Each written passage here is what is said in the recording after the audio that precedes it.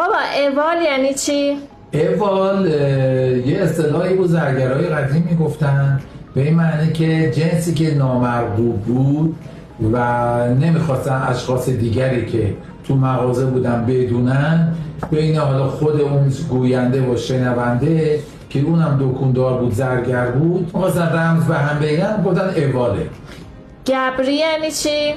گبری خب ببین دلیلش این بود که طلاها چون سابق استاندارد نبود، قدیم و همه نوع عیاری بود، وقتی طلا رو آب میکردن یه وقتایی میشد که توش میموندن، نمیتونستن عیارش رو تشخیص بدن، به این طلا میگفتن گبری، یعنی نامعلوم، قاطی پاتی بود، عیارا تو هم دیگه ذوب میشد، نمیتونستن تعیین عیار بکنن با محک و چیزا، به این میگفتن گبریه، یعنی گیج این طلا، نمیتونه پیدا بکنیم عیارش چیه.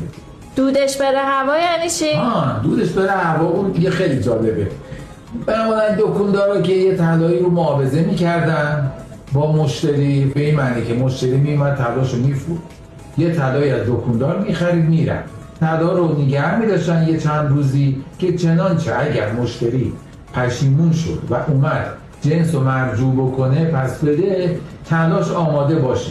این طلایی که نگه می‌داشتن میگفتن خب صبر میکنیم تا دودش بره هوا. این هم یه رمز اون موقع بود، گفتن بند.